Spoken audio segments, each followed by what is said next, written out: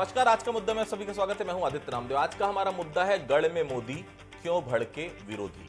प्रधानमंत्री नरेंद्र मोदी कल छत्तीसगढ़ आ रहे हैं। उनके दौरे को लेकर जितनी सियासत हो रही है उतने सवाल भी उठ रहे हैं। कांग्रेस ने तो सीबीआई के छापे के वक्त ही इसे पीएम मोदी की स्पीच का हिस्सा बता दिया था, जबकि भाजपा पीएम के दौरे को विष्णुदेव साय सरकार की विकास की गारंटी पर मुहर बता रही है। हालांकि हम उस बहस पर नहीं पड़ेंगे कि विकास हुआ नहीं हुआ, कितना हुआ, भूपेश सरकार में ज्यादा विकास हुआ, अभी कम हुआ।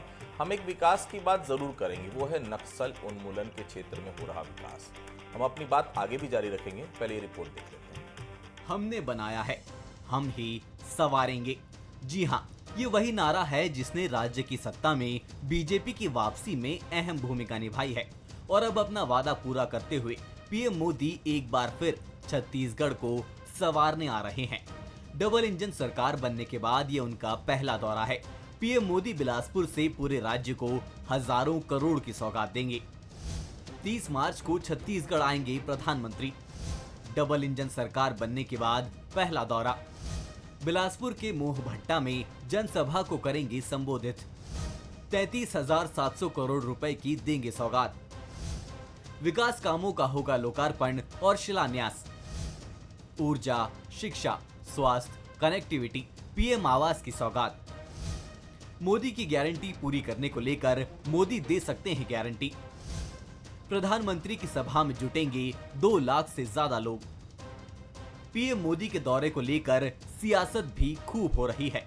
सीएम साय का कहना है कि प्रधानमंत्री के आने से ऊर्जा, सड़क, रेलवे और आवास के क्षेत्र में विकास रफ्तार पकड़ेगा। तो वहीं कांग्रेस सीबीआई रेड और मोदी की गारंटी को लेकर गंभीर आरोप लगा रही है।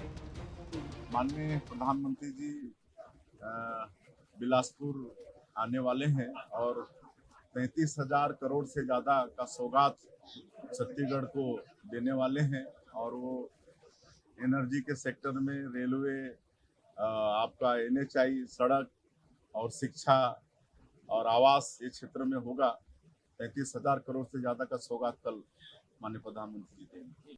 भाषण को, मोदी जी के उद्बोधन को सुन सुनकर लोग बोर हो गए हैं। अब सीबीआई के द्वारा स्क्रिप्ट तैयार की गई है कि मोदी जी छत्तीसगढ़ आएंगे तो उनको बोलने के लिए क्या देना है।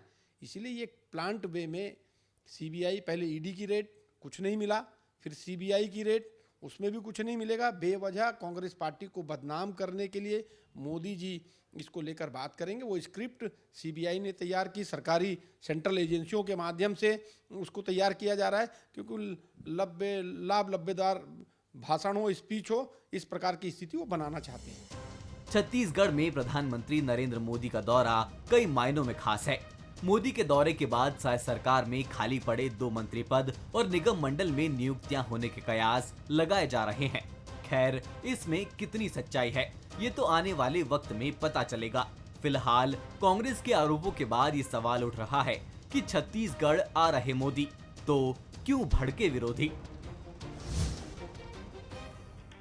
विष्णुदेव साय सरकार बनने के बाद प्रधानमंत्री मोदी का ये पहला छत्तीसगढ़ दौरा है, लिहाजा सौगातों की बारिश भी खूब होगी।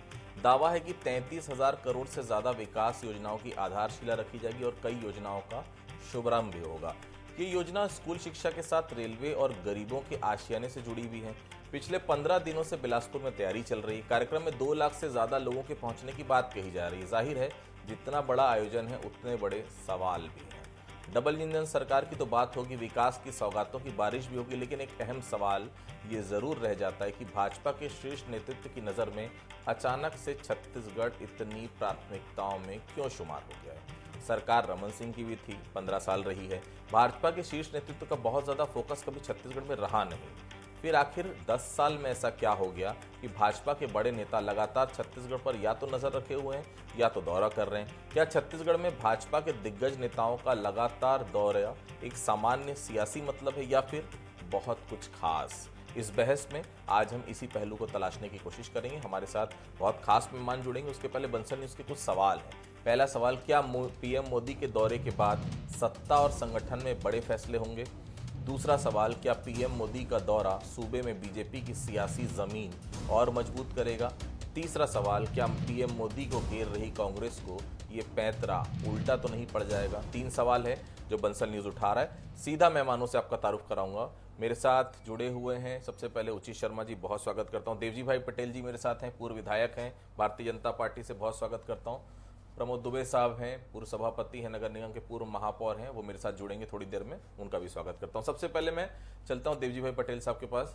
देवजी भाई, मोदी जी के आने की तैयारी पूरी हो गई, पहले तो ये बता दीजिए, और क्या खास रहने वाला है कल, सबसे पहले दर्शकों को वही जानकारी दीजिए। देवजी भाई।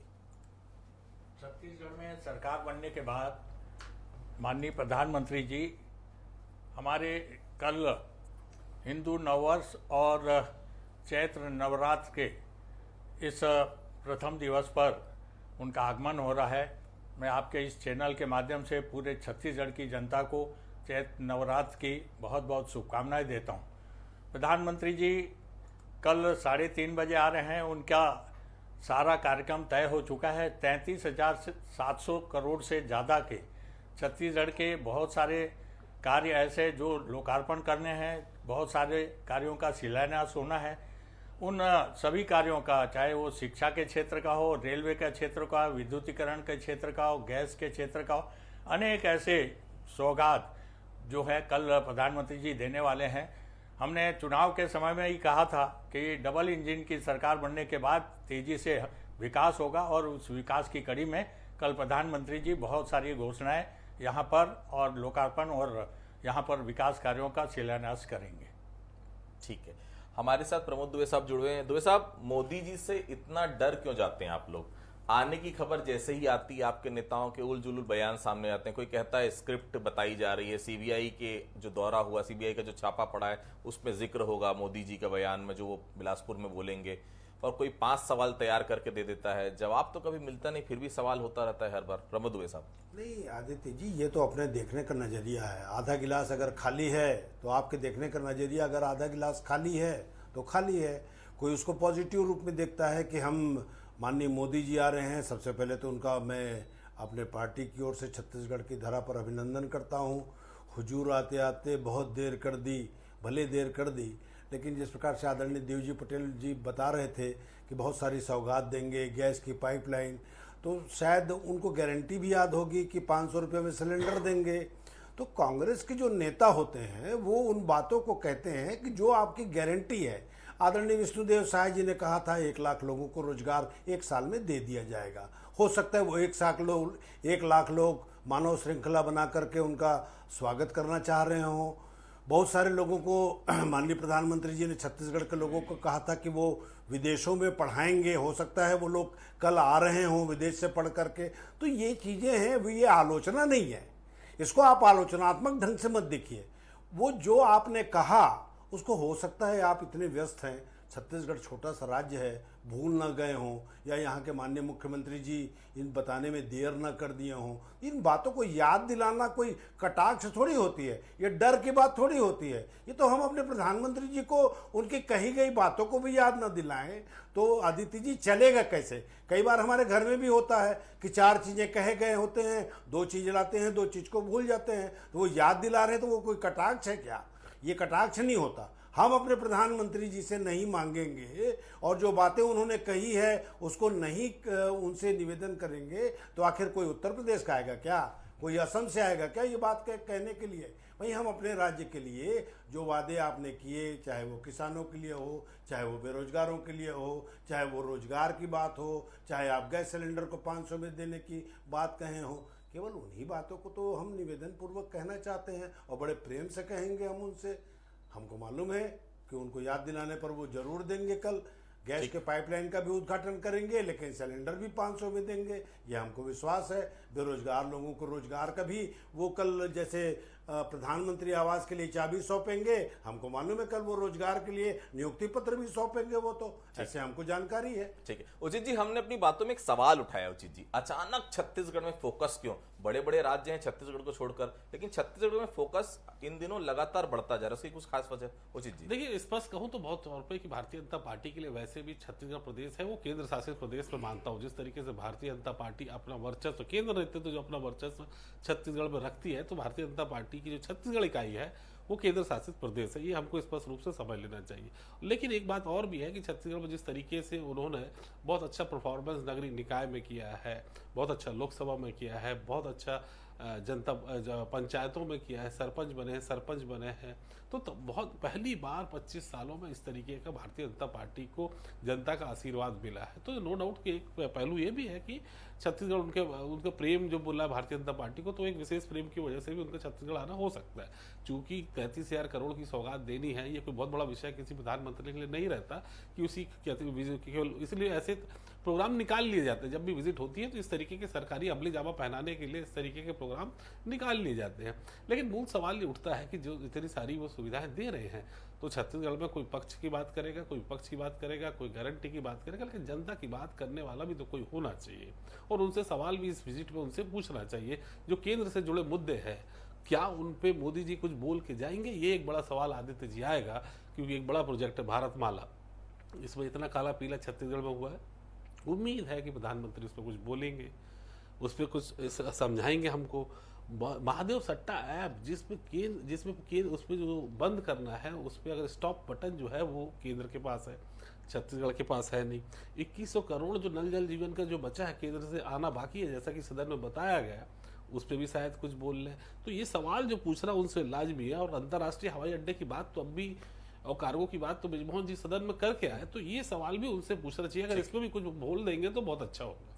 देजी भाई जी, आप भी कई दौर के विधायक रह चुके हैं, पूरी ईमानदारी से जवाब दीजिएगा, आपके कार्यकाल में भी केंद्रीय नेतृत्व तो इतना ज्यादा छत्तीसगढ़ आता था क्या? इतनी पूछ परख होती थी क्या उस समय छत्तीसगढ़ की? देजी भाई बताइए। देखिए, छत्तीसगढ़ में सतत चाहे हमारे मुख्यमंत्री रहे रमन सिंह जी, और जब हम 3 बार लगातार विधायक रहे 3 से 18 तक, तब भी केंद्र का जो भारतीय जनता पार्टी और नरेंद्र मोदी जी की जब से सरकार रही, निश्चित रूप से बहुत सारी सौगातें छत्तीसगढ़ को विकास।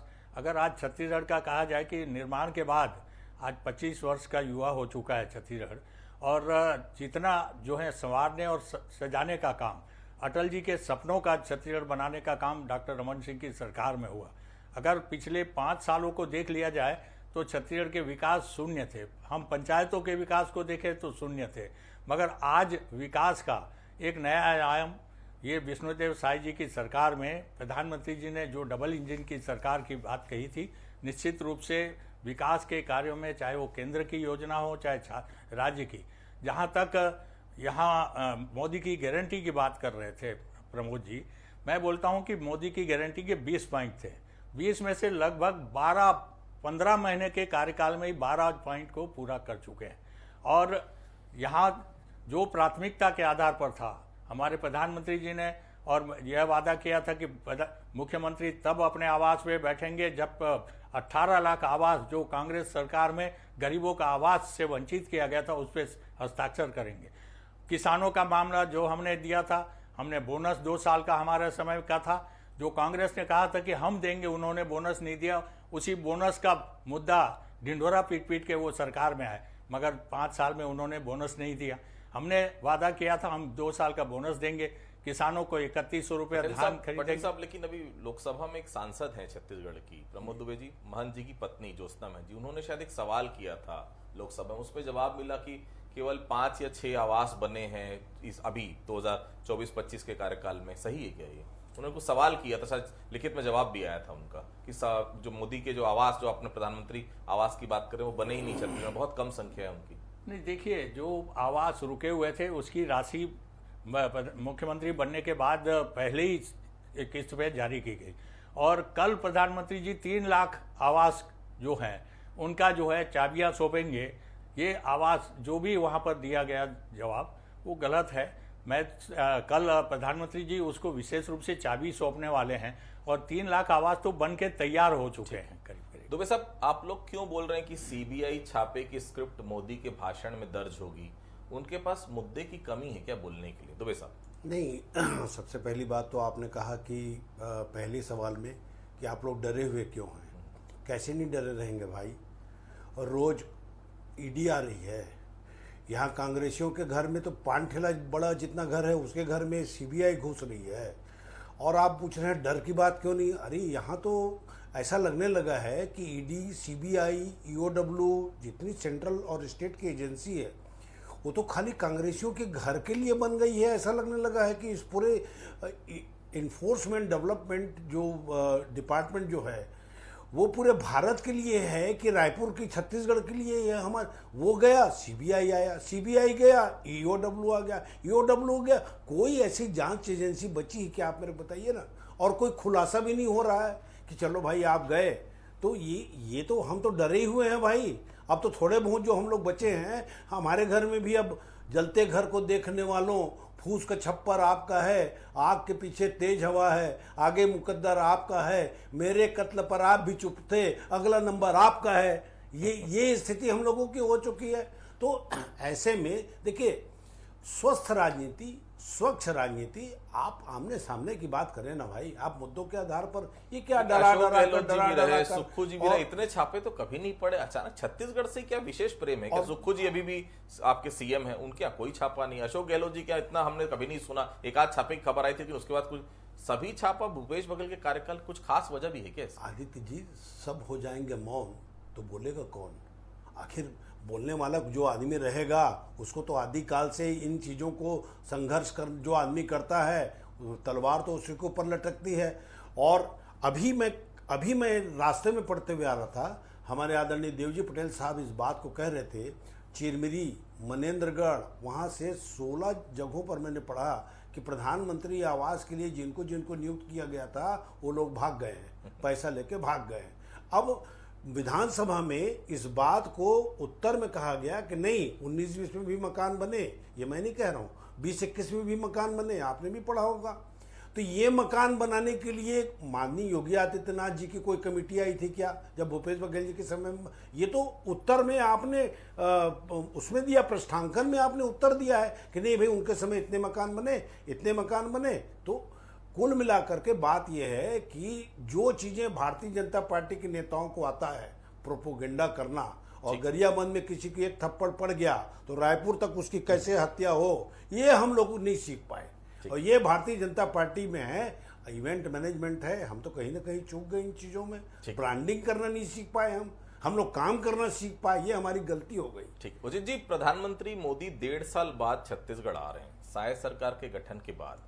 कुछ खास वजह या सामान्य सियासी मतलब निकाले? मुझे इतना सामान्य नहीं लग रहा है, इसलिए आपसे पूछ रहा हूँ। कुछ देखिए, हमने भी बहुत कोशिश करने का प्रयास किया आदित्य जी कि इस पे राजनीतिक मायने क्या हो सकते हैं, लेकिन मुख्यमंत्री के ये ऐतिहासिक पल है कि मुख्यमंत्री बनने के बाद विष्णुदेव साय पहली बार उनका स्वागत करेंगे। तो मुझे कहीं लगता है कि ये उनका सम्मान है, या फिर मोदी जी के कोई कमिटमेंट थे कि आप जनता जनार्दन से विश्वास लेके आओ, पंच सरपंच और नगरीय निकाय के लिए, या पूरे तरफ भगवा फैलाओ। तो ये कुछ वादे रहे होंगे। वैसे कोई विशेष सियासी मायने अभी निकल रहा, क्योंकि आने वाले समय में ना तो कोई चुनाव है और ना ही कहीं का डिसइन्वेस्टमेंट होते अभी दिख रहा है छत्तीसगढ़ में। तो ऐसी कोई विशेष बात तो नहीं दिख रही कि डिसइन्वेस्टमेंट के लिए किसी को एग्री करना हो या बात करना हो, और ऐसा कोई सामंजस्य बैठाला सरकार उनकी है। ऐसा तो है नहीं कि हाँ नायडू है तो वक्फ बोर्ड बिल के लिए उनको कन्विंस करना हो, ऐसे मायने भी नहीं है। तो कुल मिला के ये कोई बहुत बड़ी चीज़ नहीं है। हमारे मुख्यमंत्री, सौम्य मुख्यमंत्री मैं कहूँ कि उनके बुलावे पे एक उनके इन्विटेशन में कि भैया पहली बार आप आ रहे हैं, हमारे यहाँ अभी तक पहुंचे नहीं, तो एक सामान्य सा इन्विटेशन है, उससे ज़्यादा कुछ दिखता नहीं राजनीतिक मायनों में। ठीक, देवजी भाई पटेल जी, मोदी जी आएंगे तो क्या मंत्रिमंडल का बंटवारा कर देंगे क्या? क्योंकि जब भी सीएम साहब दिल्ली जाते हैं तो यही चर्चा होती है कि मोदी जी से मिलेंगे और नाम फाइनल कर देंगे। और मैंने उचित जी से एक सवाल पूछा था कि 1.5 साल लग गए मोदी जी को छत्तीसगढ़ आने में, आप लोगों ने बुलाया नहीं कि वो आए नहीं? देवजी भाई पटेल जी। निश्चित रूप से प्रधानमंत्री जी का दौरा जब होता है, और चूंकि प्रधानमंत्री की इतनी व्यस्तता, चाहे वो देश से लेकर विदेशों तक जो व्यस्तताएं रहती है, छत्तीसगढ़ की सरकार बने लगभग 1.25 साल हो गया। और मैं समझता हूँ कि 1.25 साल में जो कार्य प्रधानमंत्री की गारंटी में कहा था, उस विष्णुदेव साय जी की सरकार में केंद्र की अनुमति से और केंद्र के द्वारा जो है सहयोग से, यहाँ चाहे वो किसानों का मामला हो, चाहे वो यहाँ अन्य जो हमारे मुद्दे हो, महतारी वंदन का मामला हो, चाहे उन पिछली सरकार में जिसने जो यहाँ बेरोजगारों के साथ जितना बड़ा छल किया पीएससी में, उनके वो सीबीआई को सौंपने का मामला हो और उसके खिलाफ कार्रवाई का मामला हो। और बड़े दुर्भाग्य की बात है कि पिछले 5 साल, मेरे मित्र प्रमोद भाई बात कर रहे हैं, ये छत्तीसगढ़ को पिछला 5 साल कलंकित करने वाला साल रहा है। पूरे देश में 1 दर्जन से ज़्यादा आईएएस आईपीएस लोग अगर पिछली सरकार के तर्ज पे जो भ्रष्टाचार में लिप्त होकर आज अंदर हो रहे हैं, तो ये छत्तीसगढ़ के लिए 2.5 करोड़ छत्तीसगढ़ की जनता के लिए दुर्भाग्य की बात है। मैं समझता हूँ कि जो ईडी, सीबीआई या जो भी कार्रवाई हो रही है, निश्चित रूप से ये महादेव हो, चाहे कोयला घोटाला हो, चाहे अन्य घोटाले हैं, इन घोटालों में आने वाले समय में इनसे जो है कड़े सवाल तो होंगे ही, और जिन्होंने किया है उसको भुगतना तो पड़ेगा ही। वो तो मोदी जी ने पहले ही कहा था कि हम किसी को नहीं छोड़ेंगे जिन्होंने यहाँ की छत्तीसगढ़ की जनता के साथ छल किया है, और उस पर जा रहे हैं तो उसमें तिलमिलाहट तो होना स्वाभाविक है। प्रधानमंत्री जी का दौरा निश्चित रूप से छत्तीसगढ़ के पटेल विकास साहब, के लिए। पूरा भ्रष्टाचार क्या कांग्रेस के लोग ही करते हैं? कि बीजेपी का कोई नेता भ्रष्टाचार नहीं करता? चिंतामणि साहब आते हैं बीजेपी में तो सब भ्रष्टाचार धुल जाता है, इसका भी जवाब तो होना चाहिए ना? नहीं, मैं ये नहीं कहता कि कहीं भ्रष्टाचार, अगर भ्रष्टाचार कोई बीजेपी का लीडर भी करेगा तो उनके खिलाफ भी कार्रवाई होनी चाहिए, और होगी कार्रवाई। मैं ये समझता हूँ कि जो पिछले 5 सालों में जिस तरह का रहा, मैंने इतने सालों की राजनीतिक जीवन में पिछले 5 साल का जिस तरह का शासन देखा, मैं समझता हूँ कि अधिकारियों को जिस तरह से अपने सत्ता के आगे नचाया गया और यहाँ से खुला भ्रष्टाचार और यहाँ से खुली लूट की गई, ऐसा सरकार मैंने पहली बार देखा है। दुबे साहब, आप लोग तो शपथ ग्रहण में ही राहुल गांधी को बुला लिए थे। यही होता है कांग्रेस और भाजपा में अंतर, वो देख लेते हैं सरकार कैसे चल रही है, उसके बाद मोदी जी आते हैं। खैर, मोदी जी आ रहे हैं, अच्छी बात है। आप लोग कुछ मांग रहे हैं क्या मोदी जी से? सवाल ही नहीं उठता। निश्चित रूप से देश के प्रधानमंत्री जी आते हैं तो यहाँ के 3 करोड़ लोगों की बड़ी अपेक्षाएं हैं। जैसे हमने पढ़ा अखबार में कि कल मुस्लिम बहनों को किट भी बांटेंगे, वो नवरात्रि के लिए भी हो सकता है बधाई दें वो। लेकिन आज हमने जो कार्यक्रम पढ़ा उसमें मुस्लिम बहनों को भी किट बांटेंगे माननीय मोदी जी, और 2 दिन से तो विष्णुदेव साय जी बांट ही रहे हैं। अच्छी बात है, सारी चीज़ें होनी चाहिए, सब लोगों को इसका लाभ मिलना चाहिए। तो अपेक्षाएं तो वही हैं कि जिस प्रकार से 500 रुपये में सिलेंडर देंगे बोले थे, हो सकता है कल वो घोषणा कर दें। और भी जो रोजगार की बात थी, तो बहुत सारे जो 1 लाख लोगों को तो विष्णुदेव साय जी का ही पेंडिंग है। उनके समय में भी 2 करोड़ में से बहुत सारे पेंडिंग है, तो नियुक्तियां पत्र भी मेरे ख्याल से आदरणीय मोदी जी बांटेंगे। पहली चीज़, एक बात का जवाब मैं जरूर देना चाहूँगा कि बार बार आदरणीय देवजी पटेल साहब विद्वान हैं, वो कह रहे हैं कि ऐसी सरकार हमने नहीं देखी। कुछ दिनों पहले हम ही ने अखबार में पढ़ा था बड़े बड़े फ्रंट पेज में, आज चुनाव हो जाए तो माननीय विष्णुदेव साय जी की जो सीट है वो 22 से 25 हो जाएगी। ये मैं तो नहीं कह रहा हूँ, जनता से आप लोगों ने, सम्मानित पत्रकारों ने या टीवी चैनल वालों ने इंटरव्यू लेकर इसको छापा था, ये मैं तो नहीं कह रहा हूँ। फिर ऐसा कौन सा अलाउद्दीन का चिराग आ गया जिसमें से पिछला 5 साल बहुत खराब हो गया, और अभी तो कुछ दिनों पहले ही हमने आपके चैनल के बाजू में ये मुआ में एक रोड बन रहा था, उसको अपने जूता से घसीटते उप मुख्यमंत्री उनको अरुण साहू जी को देखा, और हमने उनको ये भी बोलते हुए देखा इतना भ्रष्टाचार। ये किसकी सरकार में था? अभी कुछ दिनों पहले ही हमने बस्तर में देखा, एक पत्रकार को मार दिया गया, 125 करोड़ एडवांस में बिना रोड बने पेमेंट हो गया उसका। ये मैं तो नहीं कह रहा हूं, तो वो शिष्टाचार की श्रेणी में आता होगा, और कांग्रेस जो करती है वो भ्रष्टाचार की श्रेणी में आता होगा। तो मेरा कहना यह है कि बार बार ये जो शिष्टाचार की बात हो रही है, ये 13, 14, 16 महीनों में इतना शिष्टाचार लोगों ने देख लिया कि अभी अजय चंद्राकर जी जिस प्रकार से पत्ते खोल रहे थे, अभी भारत माला में आदरणीय उचित शर्मा जी जिस प्रकार से माला पहनाए हैं, तो ये सारी चीज़ें केवल कमियां कमजोरियां केवल कांग्रेस में ही दिखती है। और एक बात आपने और अच्छी कही कि भारतीय जनता पार्टी में कोई ऐसे नहीं है क्या? नहीं है, ऐसे कोई नहीं है। भारतीय जनता पार्टी में एक साबुन निकलता है, कमल छाप साबुन, उसको अजीत पवार जी से लेकर के जिसको दिया जाता है शुभेंदु अधिकारी जी तक, वो साबुन में जैसे ही नहाए वो आदमी साफ होकर के निकलता है। ये बात तो सर्वविदित है। इतना पावर है उस साबुन में? हाँ हाँ बिल्कुल भाई, हम जो यूज करता है उसने बताया। अब हम लोग यूज नहीं कर पाए हैं, कभी नहाए नहीं पाए हैं कमल छाप साबुन में, लेकिन ये बातें तो है मार्केट में कि भाई कमल छाप साबुन में नहा लो तो सारी चीज़ें दूर हो जाती है, और वॉशिंग मशीन भी उसी प्रकार की बनाई गई है। एनीवे, प्रधानमंत्री जी से हमारी बहुत सारी अपेक्षाएं हैं खासकर सुरक्षा को लेकर के, खासकर ये जो इतने सारे 39% लोग नशे के आदी हो चुके हैं। यहाँ शराब की दुकानें रोज खोल रही है। एक तरफ सरकार शराब शराब शराब शराब करके मृग मरीचिका जैसे ऐसे बात की कि जैसे वो आने के बाद शराब दुकान को बंद कर देंगे। बाद में पता चला कि और डे बाय डे खुल रहा है। तो इन चीजों पर जरूर प्रधानमंत्री जी इस सुंदर राज्य को जो अपराध का गढ़ बनते जा रहा है उससे निजात दिलाने के लिए जरूर हमारी अपेक्षा है माननीय प्रधानमंत्री जी से। उचित जी, मोदी जी आएंगे तो क्या बार बार ये कहा जा रहा है कि सीबीआई की स्क्रिप्ट होगी, ऐसा लग रहा है क्या? भ्रष्टाचार का जिक्र करेंगे, हो सकता है, लेकिन हर बार कुछ अप्रत्याशित होता है। उनके भाषण में भी वही दिखता है। कल क्या खास हो सकता है आपकी नजर से उचित जी? बिल्कुल, देखिए जिस तरीके से सीबीआई की रेड और माननीय मोदी जी हैं, अन्य जगह पहले क्या होता था, पहले की राजनीति में आलोचना होती थी विपक्ष की, अभी जो है विपक्ष को जलील किया जाता है। तो मुझे नहीं लगता कि मोदी जी ऐसा कोई भी विषय छोड़ेंगे या बचा के रखेंगे कि जिसमें वो विपक्ष को जलील ना कर सके। सीबीआई की रेड का मुद्दा निश्चित तौर पे बिलासपुर के मंच से उठेगा और जलालत की पूरी आपको देखने को मिलेगी कि किस तरीके से भ्रष्टाचार हुआ था और बताने की कोशिश करेंगे। और ऐसा नहीं कि भ्रष्टाचार हुआ था और अभी खत्म हो गया, ये बात लेकिन अच्छी है कि पहले भ्रष्टाचार हुआ था, उन पे इस वक्त जांच हुई, अधिकारियों पर जांच हुई, लेकिन भ्रष्टाचार तो देवजी भाई पटेल अभी भी हो रहा है। बस फर्क ये है कि अब जांच नहीं होगी, क्योंकि जांच होगी तो नतीजे होंगे, जांच करने वाले सत्ता पक्ष के लोग ही रहेंगे।